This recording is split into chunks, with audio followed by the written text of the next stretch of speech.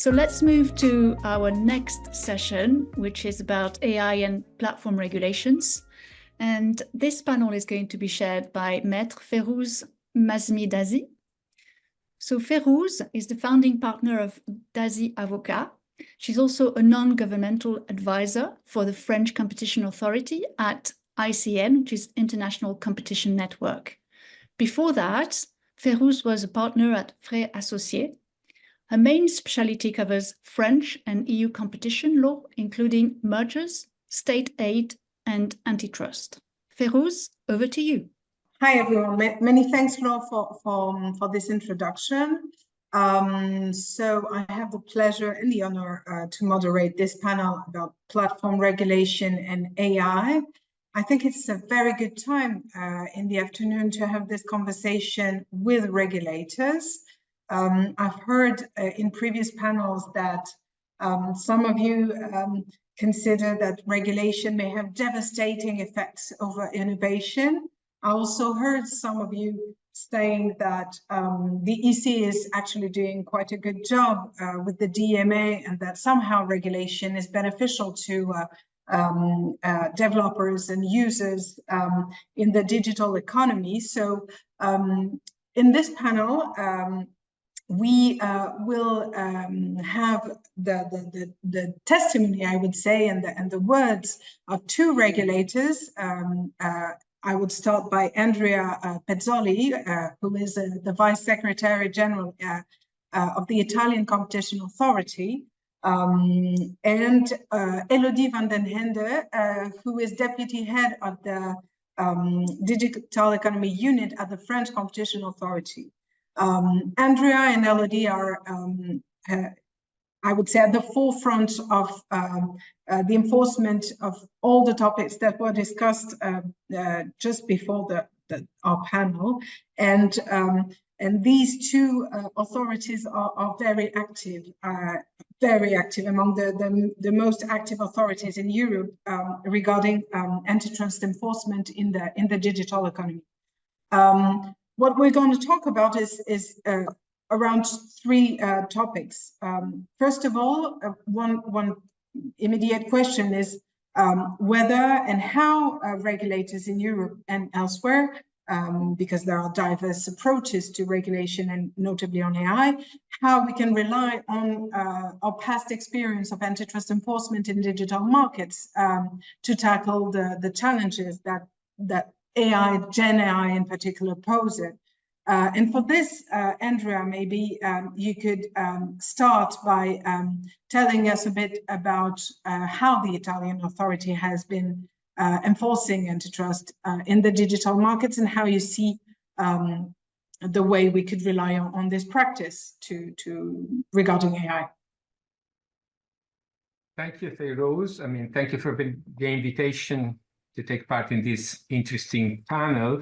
And my answer to your question is, of course, the past experience in digital markets, I would say the recent experience in digital markets. I may quote Bob Dylan, time they are changing, quite quickly, but the past experience of the recent, as you like, experience in digital markets, may be extremely useful. But before providing a brief picture of the experience of the Italian Competition Authority in digital markets, I would add that artificial intelligence seems to raise not only new issues, not only novel themes, but also very traditional concerns.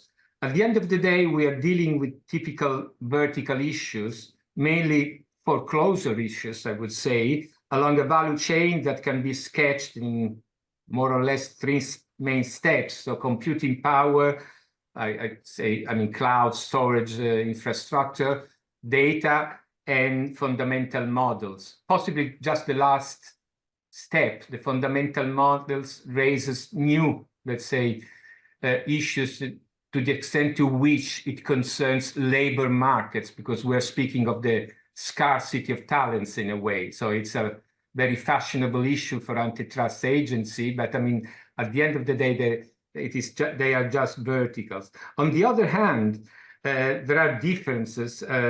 If we look at the artificial intelligence through the lens of digital platforms. I mean, first of all, we still don't know if artificial intelligence will raise a problem of tipping.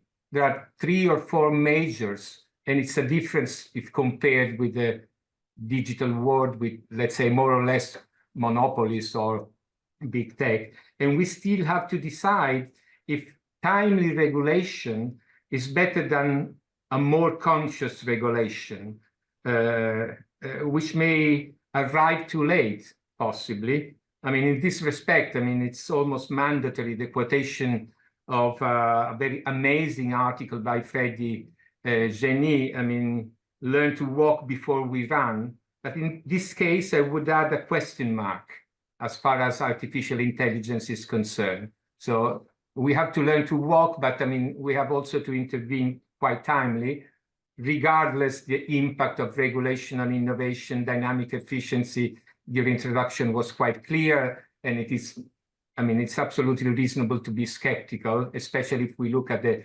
large amount of regulations that are taking place in the European economy. But let's move to the experience of the Italian competition as authority in digital markets. I mean, honestly, quite a significant one. It's not my task to say that, but I mean, we really coped with a number of novel issues.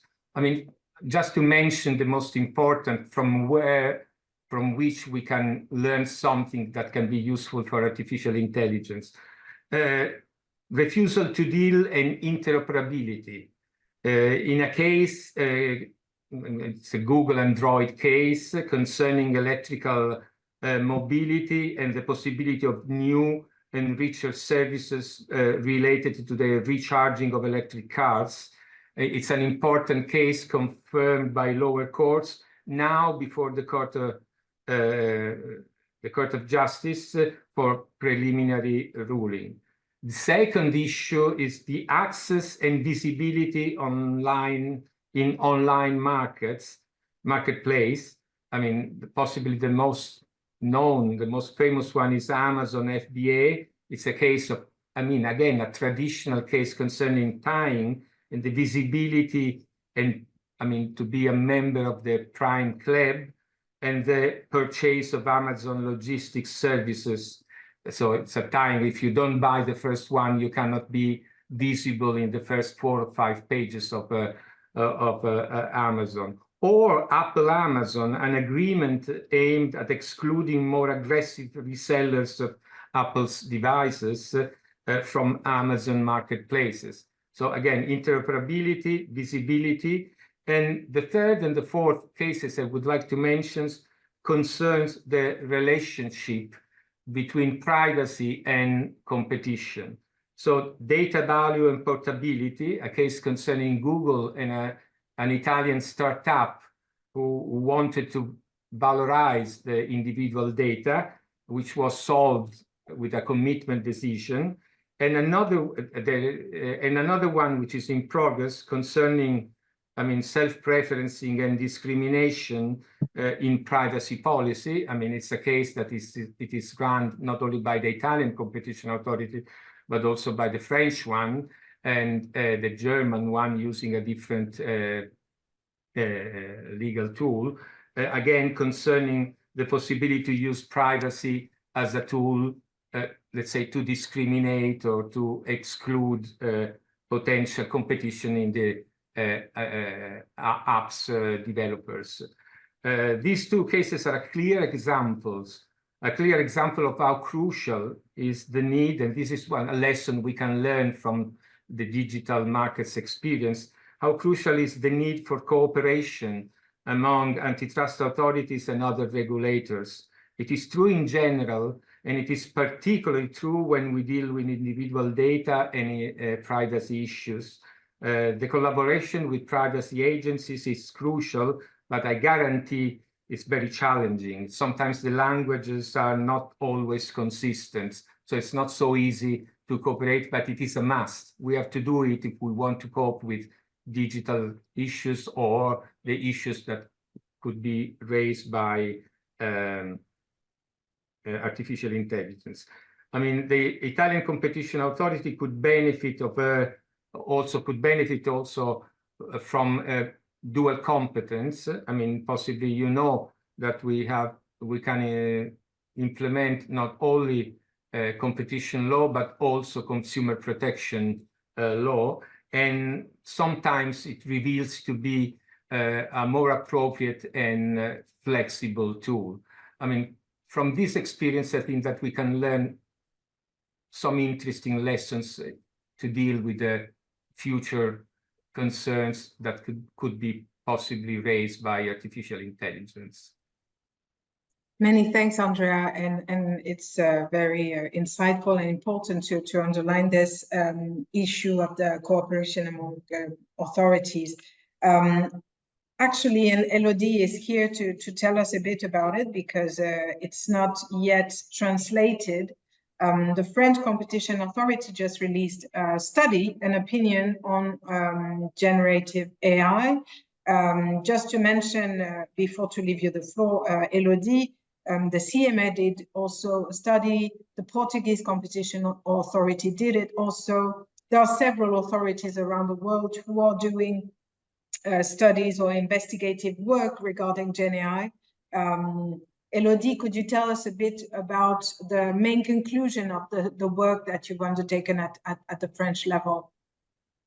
Yes, thank you very much for having me in this panel. I'll try my best to summarize the 100-page study in 5 minutes, but you're right to point out that it's not yet been translated, although you can find a pretty detailed press release in English in our website. But the full opinion is going to be translated in the next weeks.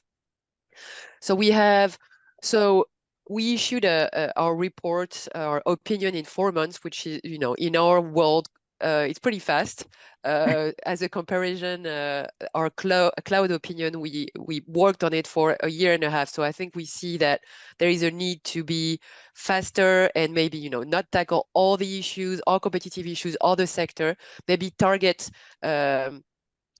some of the issue that we want to have a particular look at. So that's why on this study we decided to analyze in particular the upstream level, and so we wanted to see how the AI market was structured at the upstream level and also focus on the minority shareholding and investments.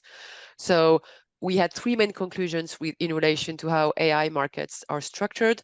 The first one is you have major digital players that are already active at different levels of the AI value chain, and some of them hold significant positions on several markets. Let's take the example of Alphabet or Google. Google, for example, is involved in the cloud. It has developed its own AI accelerator processors, the TPUs. It has Model Garden platform that can give you access to 130 AI models. It has the world's largest search index, the world's largest video database, and it has launched its Gemini conversational agent. And now it has announced the integration of generative AI functionalities into its search engine and its Android mobile system. And we could do the same with Microsoft. So the one thing is you have major digital players who are very active in the sector. The second conclusion is that the sector is characterized by significant barriers to entry and expansion, because the sector requires at least 4 key inputs: chips, cloud infrastructure, data, and technical skills. And these inputs can be rare and or expensive. And finally, the third conclusion that we drew was that, and it flows logically from what I just said, is that some digital players have a head start in this sector because of their advantages linked to their vertical and conglomerate integration, and they can integrate into their ecosystems. And so we, as a result of all of this, we identified some competitive risks on the various layers. So we decided to focus on each of the layers that we have identified upstream, and also have a look on the vertical integration and conglomerate effect. So we identified several risks of abuse as regards to chips. As we identified risks of foreclosure by major cloud service providers. Some of them we already identified in our cloud opinion the previous year, but we find that some of those risk that we had identified seems to be persisting and even intensifying with respect to in the generative AI sector. We saw that you had some potential restrictions on data access and use, and maybe I'll expand on that later. And we also called for vigilance with respect to risk associating with access to skilled labor, and especially the acqui-hire that we see, for example, the Microsoft recruitment of inflection strategic employees. So another point of interest that I'm not going to dive too much into it right now is strategic partnerships and minority shareholding were also a point of interest, and we try to give sort of an analysis grid of the major potential risks that we see and how it should be analyzed according to competition law. And as a result, we identified 10 recommendations, and they're ranging from calling for a full use of the regulatory framework that is already applicable to the digital sector, because as has been outlined by Andrea, there is a lot of things that we can do already with the regulation that are in place and our competition law tools.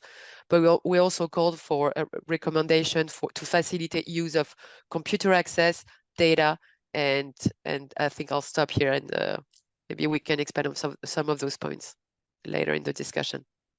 Great, thank you, Elodie, for this flash summary of this very dense opinion.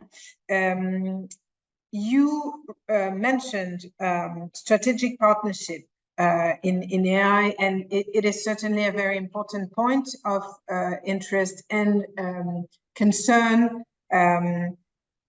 And also in terms of how you tackle this partnership, there is a growing discussion about whether it is merger that needs to tackle this issue, or if we have to take it under antitrust, or both successively, and under what legal ground, if we need to change the legal grounds to do so. There is also this, and I will then pop to the DMA. The question of the DMA, there is antitrust enforcement, and there is also this ex-ante regulation provided by the DMA. The DMA imposes to the gatekeeper that they inform the Commission about the strategic partnership that they undertake, and this includes AI. It has been clearly said by Commissioner Vestager recently that AI is part of the DMA. To the extent it is embedded into core platform services that have been designated as such. So there is no doubt AI is part of the DMA. How, and the question maybe is firstly asked to Andrea, because the Italian authority has been releasing documents about it. How do you see the articulation of antitrust enforcement and the cooperation in the context of the DMA between National Competition Authority, which is the Italian one for you, Andrea, and the Commission on this, that you were talking about the need for cooperation between antitrust agencies, but here we have also a need to cooperate between the Commission with its new role under the DMA, and how do you see that articulation between these two corpus of regulation, I would say? Okay. I mean, of course, there is no doubt that the role of competition agencies has been deeply affected by the Digital Markets Act. So it's quite clear. And I would say not only by the Digital Markets Act, but I mean, more directly by the Digital Markets Act. As far as gatekeepers are concerned, a lot of potentially abusive conducts have been already included in Article 5 and 6 of the European regulation of the Digital Markets Act. So the past, you were mentioning the past experience. I mean, the past experience in jargon, we used to say what was in the fridge, has been used to write the list of Article 5 and Article 6. Open brackets. Some of those behaviors are still under the judgment of the judges. So, I mean, they're not really definitely sound. Definitely. But anyway, they are part of a long list. Still, and I want to be optimistic because, I mean, now the regulation is there, and, I mean, we will do our best efforts to make the regulation work as as well as possible to be complementary with the role which could be played by antitrust agencies. I mean, still there is room for the application of Article 1 or 2, both at the national and European level, for new potentially restrictive behaviors, those that are not included in the famous list of Article 5 and 6, the do's and don'ts of the regulation, and that possibly afterwards will extend the list. I mean, I remember I took part recently in a seminar in Paris where one of the members of the DG.com argued that after the test of an antitrust procedure, possibly the new behaviors could be part of a new Article 5, an extended, a richer Article 5 or 6. And 4 restrictions implemented by platforms who are not yet gatekeepers. So the room is very large. So there is space to do something. Of course, again, and you mentioned it in your introduction, the need for collaboration is strong, it's increasingly strong. In this perspective, I cannot avoid mentioning but I mean, we are used to cooperate. In this respect, I cannot avoid mentioning the successful experience of the European Competition Network and the virtuous cooperation between the Italian Competition Authority and the Commission in a number of important cases. I already mentioned Amazon FBA. At the end of our decision, we had to make our decision consistent with the commitments that the European Commission was negotiating with the platforms. And in the recent past, the fruitful cooperation with the French authority and the Swedish authority when we had to cope with the price parity clauses in the OTA, the travel agency sector, and the case against Booking. So, I mean, we are used to cooperate. I cannot deny that now, I mean, cooperation, the need for cooperation is mandatory, is even stronger. So, but let me conclude repeating with so many regulations, sorry, the DMA, the DSA, the Data Act, the Artificial Intelligence Act, the GDPR, the need for cooperation is increasingly crucial, and I would add costly. So transactions costs cannot be denied. In this perspective, let me mention that recently, unfortunately, it hasn't been translated yet, but you can find it on our site. The Italian Competition Authority has published for a public consultancy a draft of the guidelines concerning procedural aspects of the collaboration between the Italian Competition Authority and the Commission aimed at supporting the implementation of the Digital Markets Act. So the so-called first phase, so the mere investigating phase, could be developed at the national level. We are ready to do that. It's important that the parties which can be involved know what are their rights during this first phase. So, for instance, the draft concerned the potential non-compliance of Article 5 and 6, the notification to the parties, which are the parties of the first phase, which are the characteristics of the hearing of the request of information during this peculiar phase, let's say, the role of confidentiality, the access to documents, which is in this first phase could undermine the eventual, the alleged phase, second phase, which should be developed by the Commission, and the publication of the outcome of our investigation. So it's an effort of transparency, it's an effort to cooperate with aimed at cooperating with the European Commission that we all know. I mean, there are resources aimed at the implementation of the DMA, but I mean, it's a very difficult task. So, I mean, if at the national level we can provide our support, I think it would be welcome. That's it. Interesting. Elodie, do you have a word to say on this before I hop into the next question? Sure. I mean, if we look at the if our case study on generative AI, obviously, as you said, we're not the only, we were not the first ones to initiate such a review, and so we had to sort of reach out to the existing competition authorities who already worked on the topic to see which kind of approach they adopted and where were they going. And obviously a fundamental part of cooperation was also with the European Commission, and it's not it's not surprising that Benoît Cœuré, the president of the French Competition Authority, went to Brussels the same day that we released the report to announce the main findings in English to the antitrust community. So I think this is but I think if we take a broader look at it, I think when you know that it's that is a sector that is intensely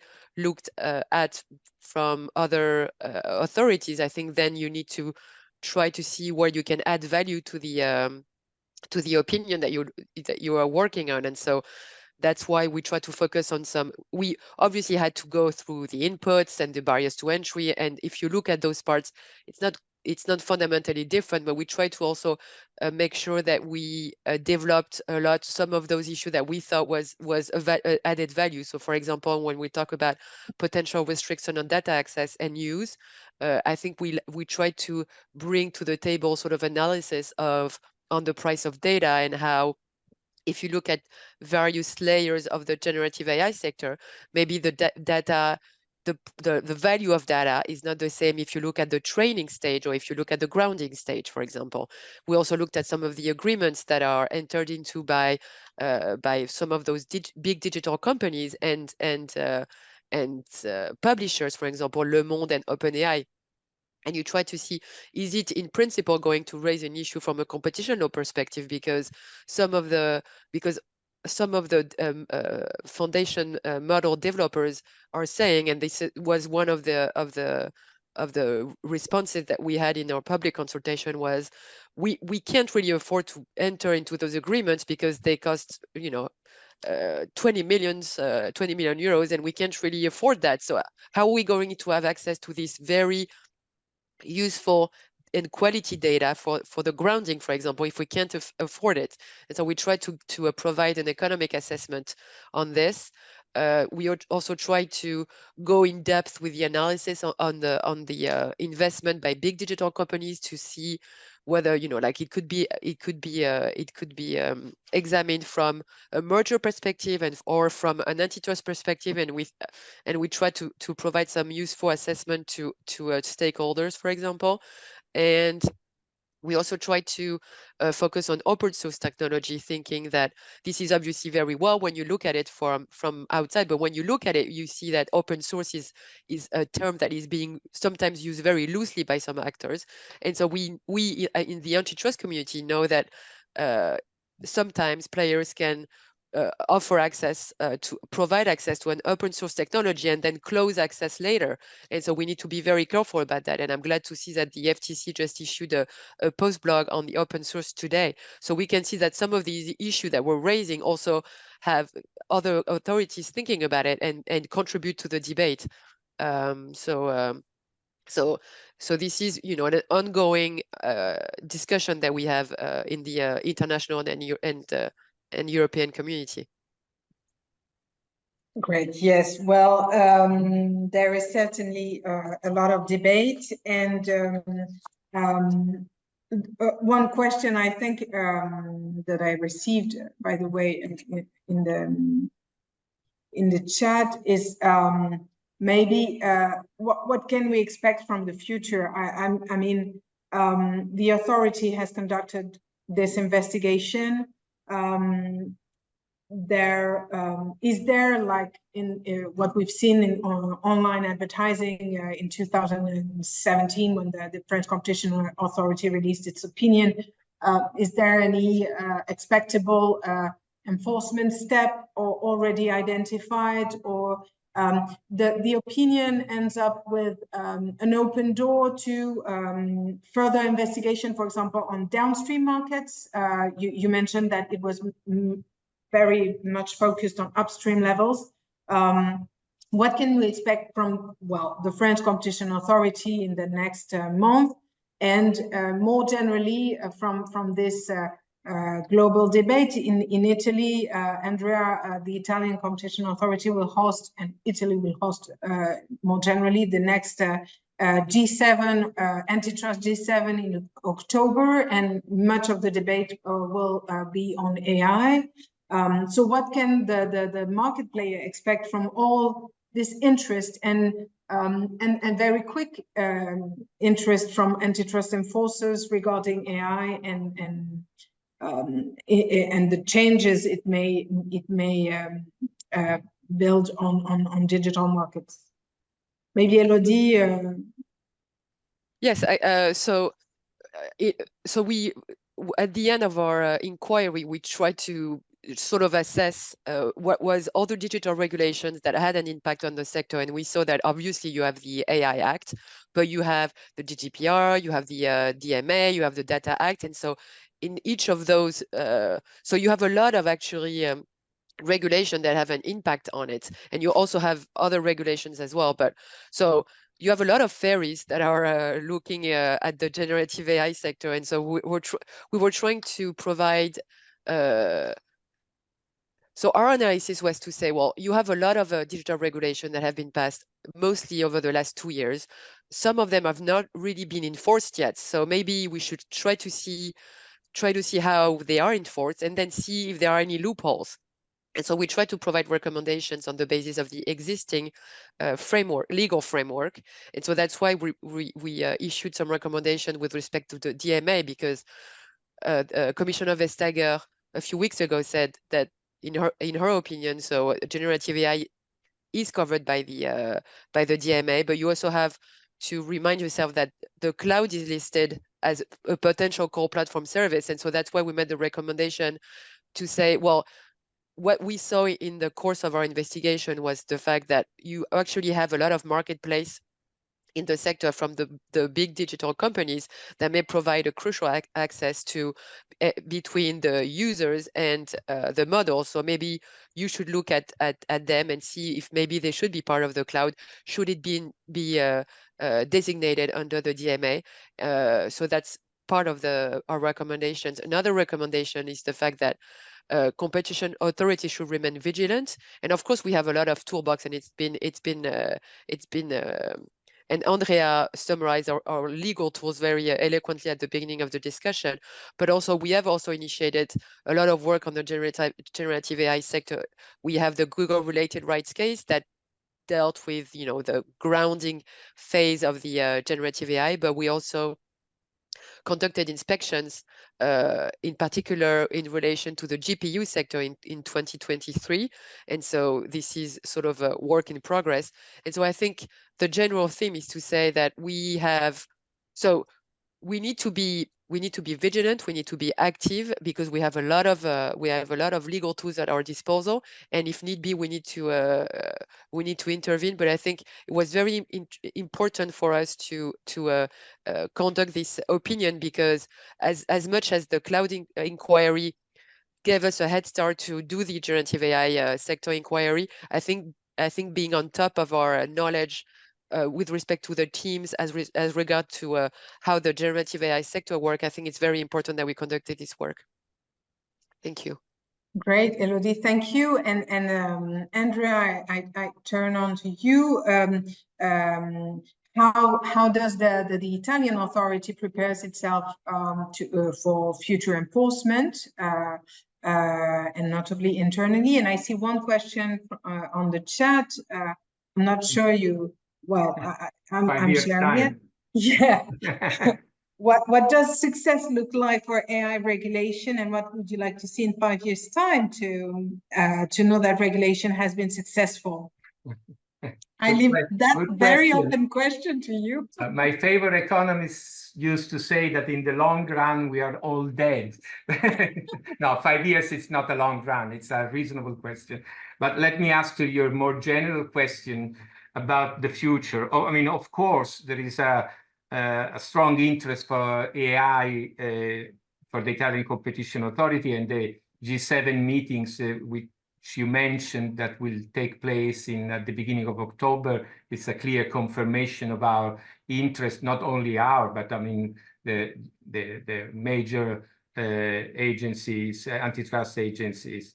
But I mean, in the near future, possibly, as Elodie said, we have a number of tools at disposal, traditional tools. I mean, a typical toolkit that it is at disposal of our antitrust agencies, but also new powers. So, for instance, in the near future, there will be the conclusion, the outcome, possibly before the end of the year, of an interesting market investigation, which is in progress currently, on airline pricing, and mainly focused on pricing algorithms, which is, I mean, a crucial part of what artificial intelligence could provide and could raise within the, let's say, the antitrust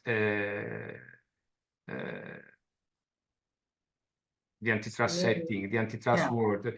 I mean, we are investigating both collusive algorithms, if they exist, and discriminatory, personalized algorithms concerning pricing in the airlines. And thank you to our new power, I mean, since 2023, the Italian Competition Authority has the possibility to impose remedies after a market investigation, even when there are not violations of Article 101 and 102. I mean, there are powers which are very similar to those that already CMA has, and more recently Germany as well. But I mean, the problems might arise from the structure of the market, or because some specific features of the markets do not work properly. So, I mean, the outcome of this investigation could be extremely useful, because at the end of the day, at the end of the market investigation, we could have a clearer idea of pros and cons of pricing algorithms, both in a proper antitrust perspective and in a consumer protection perspective. For instance, in terms of transparency, in terms of the possibility to make a proper comparison between different tariffs, between different pricing strategy.